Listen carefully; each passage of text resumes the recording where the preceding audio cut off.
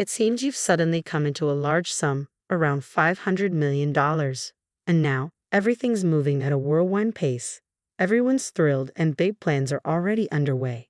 You're designing a lavish new home, and rumor has it that a dream kitchen is part of the vision. Your mother-in-law is practically enchanted by the idea. Meanwhile, your husband, Jerry, has made the decision to quit his job and start a business, believing this newfound wealth is from Cheryl's inheritance.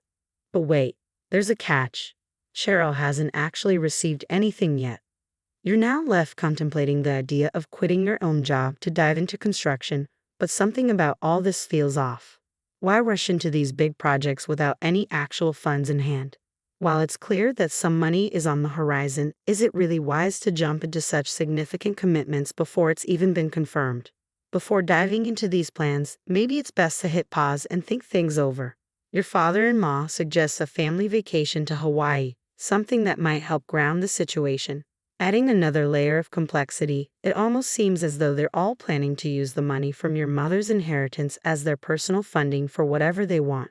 The thought of it is infuriating, and you're left feeling angry and unsure of how to confront it. To make sense of it all, let's rewind a few months to understand how things unfolded.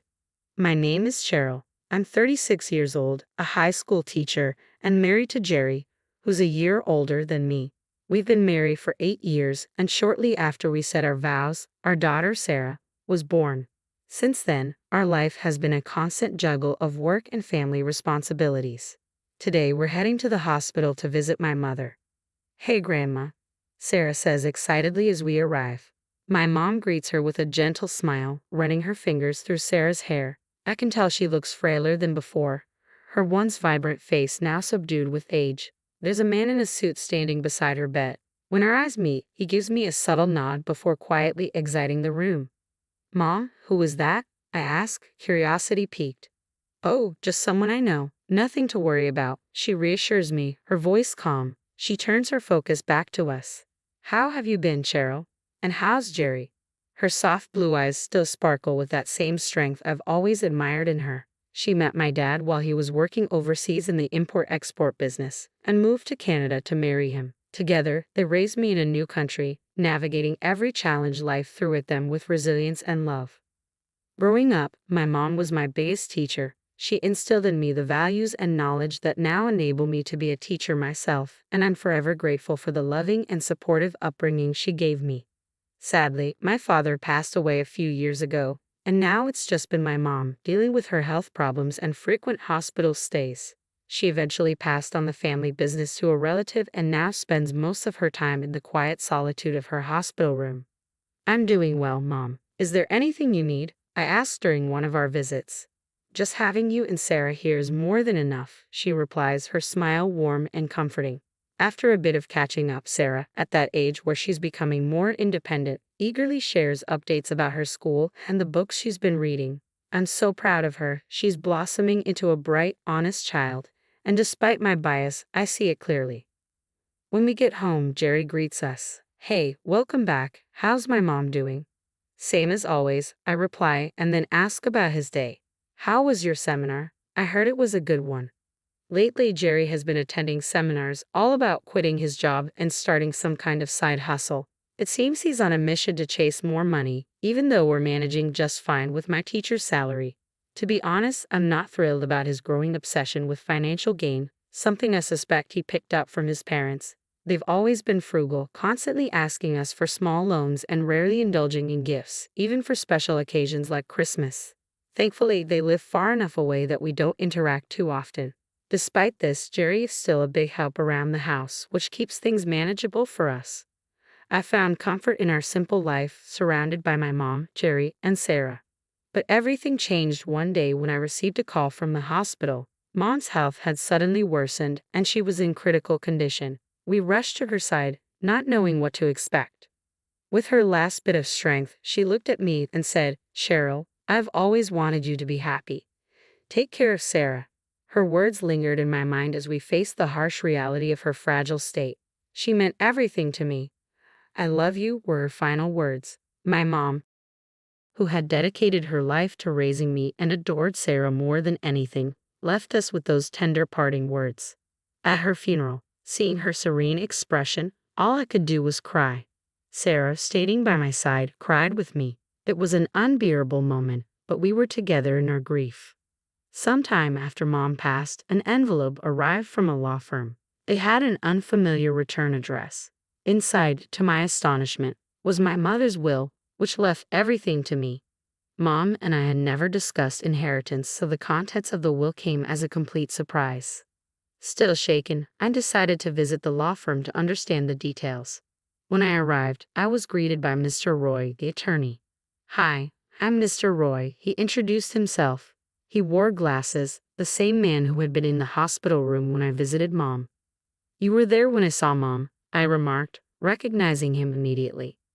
"Yes, we met briefly," Mr. Roy confirmed, his tone soft. "Your mom entrusted me with something very important," he added, his words almost bringing me to tears once again. $500 million. I blurted out in shock, unable to contain my disbelief. "Yes, Cheryl," he replied gently. "When your dad passed, your mom handled all the inheritance. Now, with what she saved and what she's left you after taxes, that's the amount." I had always known my parents were well off, but I'd never involved myself with their financial matters or asked for money after getting married. The sum was overwhelming. I didn't expect this," I admitted, feeling a wave of dizziness from the revelation. "But I see it as a sign of love from my mom." Mr. Roy nodded. "I'll leave it in your hands, Cheryl. Your mom cared for you deeply, and she asked me to assist you if needed. Feel free to reach out anytime." "Thank you," I responded, grateful for his kindness. I nodded before leaving the office, trying to absorb everything. As the 50th day memorial of my mother approached, Jerry started bringing up my inheritance more and more. He had always known my parents were wealthy, but his constant probing became increasingly uncomfortable, especially during my mourning period. I wasn't ready to face these discussions yet, but it was becoming harder to avoid them. Whenever I asked Jerry to drop the subject of my inheritance, he would agree, only to subtly bring it up again later. His persistence began to feel intrusive, especially as I was trying to navigate my grief. The atmosphere at my mother's memorial was already emotionally charged, and the last thing I needed was more stress. But then, Cheryl's in-laws added an unexpected layer of complexity to the situation. Her father-in-law approached her with an offer. "Cheryl, if you're worried about handling the inheritance, we're here to help," he said, his voice full of assurance. "We've been through inheritance disputes before. They can get complicated, especially with unmarried siblings involved." Her mother-in-law quickly joined in, eager to offer her support. "We're here for you, Cheryl," she added with a smile. Despite their kind words, Cheryl felt uneasy. She had never relied on her in-laws for financial matters before, and their sudden eagerness to get involved left her feeling uncomfortable. She could only offer a vague response, trying to deflect their assumption that she needed their help. 2 months passed since her mother's passing, and Jerry finally broke his silence. "Have you gotten your mom's inheritance yet?" he asked, his tone blunt. The question sent a chill through Cheryl, and she hesitated before replying. "Not yet, it's a complicated process." But Jerry, seemingly frustrated, quickly ended the conversation and went to bed, leaving Cheryl with a sinking feeling in her stomach. The next evening, as Cheryl and Sarah were cleaning up after dinner, the doorbell rang. Sarah rushed to answer it, and Cheryl, glancing from the kitchen, saw her in-laws arriving. Jerry had just come home from work. "Why are they here?" Cheryl whispered to Sarah, a mix of surprise and anxiety in her voice. "It's okay, Mom," Sarah said, darting nervously to her room. Cheryl went to greet her in-laws at the door. Mr. Roy, her father-in-law, burst in cheerfully without waiting for an invitation. He grabbed a beer from the fridge and announced, "We're here to celebrate. You inherited over $500 million. We've even started building a duplex for all of us to live in, complete with your dream kitchen. Be happy, Cheryl." Her mother-in-law added dreamily, "Just imagine, a beautiful duplex, Cheryl." Cheryl stood there, overwhelmed, not only by the news of her inheritance but also by their sudden forwardness. The realization hit her that decisions about her life and finances were being made without her consent. The situation was quickly spiraling out of control.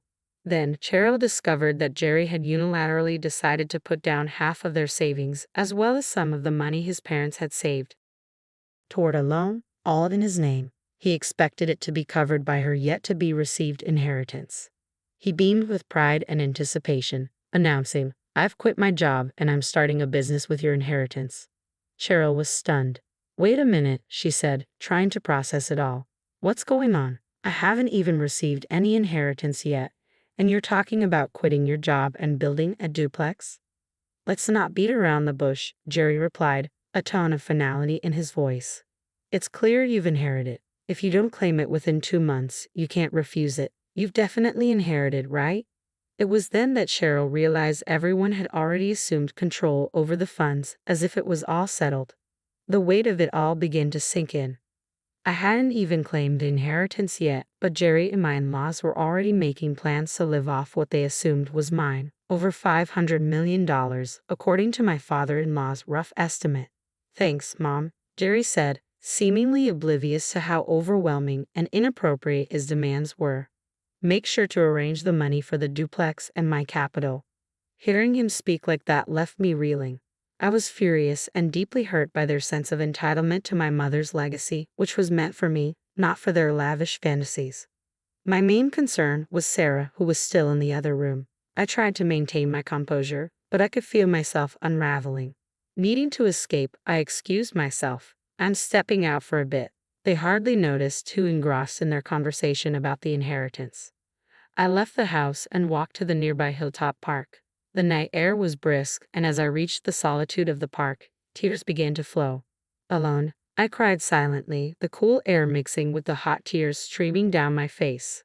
I was consumed by a rush of frustration and feelings of exploitation. Amidst the turmoil, thoughts of a potential divorce surfaced. The image of Sarah held me back. My mother's last words echoed in my mind. "Take care of Sarah above all else." Those words grounded me, strengthening my resolve to protect Sarah's happiness and well-being, no matter what. As I wept on the hilltop, I was startled by an unexpected presence. Looking up, I found a calm figure approaching, their gentle words offering a moment of peace. 5 days later, with newfound resolve, I called a meeting at a restaurant with private rooms. When I arrived, Jerry wasted no time. "So you're back home. Did you withdraw the money?" he blurted out. "Cheryl, you shouldn't just leave without telling your husband." Ignoring their insinuations, I calmly placed the document on the table. It was a fill-out divorce notice. Jerry's face drained of color as he stammered, "Oh, what's this?" "I want a divorce," I said, my voice steady but firm, cutting through the tension in the room. Jerry's panic was immediate. He turned to my in-laws, who exchanged anxious glances.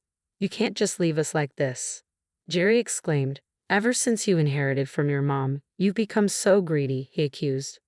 I looked him straight in the eyes, unflinching. "Ever since I inherited, you've been out of control. Quitting your job, planning to live off my money, using my savings to fund your dreams, and now planning extravagant trips without consulting me.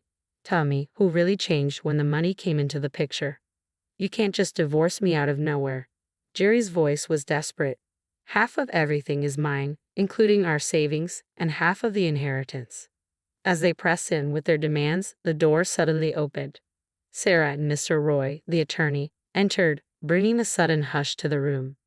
"Dad, Grandpa, Grandma, you should know better," Sarah said, her voice steady and mature beyond her years. "Mom's inheritance isn't shared property, right?"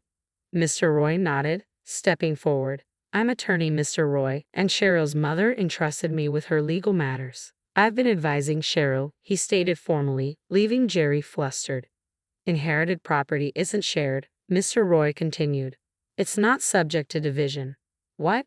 That can't be right." Jerry stuttered, his confusion evident on his face. Their shocked reactions confirmed what I had feared.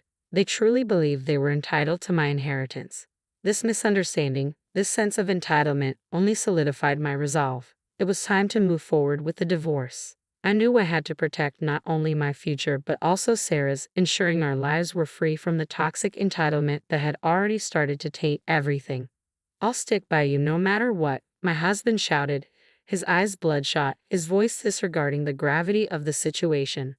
"Stop it," Sarah intervened calmly, her quiet strength cutting through the tension. "Ever since Mom inherited, Dad hasn't thought about her once. Grandpa only cares about the money. They never even mention me. I can't see them as a family anymore." Jerry and my in-laws were visibly shocked by Sarah's words. When the inheritance issue first upset me, it had been Sarah who comforted me, saying, "Dad, Grandpa, and Grandma are wrong. They're trying to take Grandma's legacy. Mom, I'm with you. Let's face this together." Bolstered by her unwavering support, I had contacted Mr. Roy, our attorney, to arrange the meeting that had brought us here. Sarah's declaration seemed to strike a chord, but Jerry tried to sway her. "That's not true. Sarah, Dad wants what's best for you. Wouldn't you be happier with us?" My in-laws chimed in. "Children shouldn't interfere." With resolute frustration, Sarah responded, "I'm going with Mom. I can't stay with you anymore." She turned away decisively. "We've made our decision. Sarah and I will leave," I said calmly, which only fueled Jerry's anger. "I've never cheated, and you can't just force a divorce," Jerry spat. "I'll get a lawyer. We'll get that money," he threatened, desperation clear in his voice. Mr. Roy intervened quietly, his tone steady and reassuring. "The crux of the matter here is whether there are serious grounds for ending the marriage. Quitting his job, using our savings without consent, making decisions unilaterally, and Sarah's expressed distress. These are multiple points to support our case. Additionally, your daughter has recorded evidence of all of you pressuring Cheryl for her inheritance. That will serve as compelling evidence." Jerry slumped, defeated, and my in-laws' faces went pale. After that, Sarah and I left the restaurant, our path forward finally clear. A year later, thanks to Mr. Roy's diligent efforts, my divorce from Jerry was finalized. Sarah and I moved into my mother's old house, finding peace and a fresh start far away from the conflicts and greed that had marred our lives. The strength and clarity Sarah had shown that day in the restaurant had set us on a new path, one we would walk together, strengthened by our shared resolve. Despite our fresh start, remnants of the past continued to complicate our peace. Jerry sent numerous letters, each one a plea for reconciliation. More disconcertingly, he was seen near Sarah's school, an act that felt far too close for comfort. Concerned for our safety and privacy, we sought legal measures, and with Mr. Roy's steadfast help, we were able to secure a restraining order against Jerry. This decisive action helped reduce the unwanted intrusions and restored some semblance of peace in our lives. In the meantime, we heard through the grapevine that Jerry and my in-laws had gone ahead with their plans, building the duplex they'd envisioned. Yet life in their new home was not as idyllic as they had hoped. My retired in-laws found themselves back in the workforce, taking up jobs at a local factory to make ends meet. Jerry, despite his earlier schemes to live comfortably off my inheritance, was now doing manual labor. Neighbors whispered that the walls of the duplex were often filled with the sounds of constant arguments, making the family unpopular in their new community. Meanwhile, Sarah and I continued to forge a serene existence away from the turmoil of my former family ties. Our home was a sanctuary of peace and mutual support. Recently, Sarah expressed a strong desire to study abroad in my mother's homeland, a place I held dear. This idea resonated deeply with both of us, offering an opportunity to fully sever the lingering ties with Jerry and his intrusive attempts at reconciliation. Motivated by Sarah's dreams and our shared longing for a fresh start, we decided to move overseas. We used a portion of my mother's inheritance to facilitate this new chapter in our lives, a decision I believe my mother would have wholeheartedly supported. Sarah adapted wonderfully to her new school, thriving academically and socially in a way that filled me with immense pride. I too found fulfillment in securing a position as a teacher in our new home, embracing the opportunity to shape young minds while rebuilding our lives. As we settled into our routine in this new country, the tranquility and stability we experienced were profound. Each peaceful day reinforced our decision to leave the past behind and embrace the future. With hope in our hearts, we look forward to continuing our journey in this new land, confident in the support we have for each other and optimistic about what the future holds.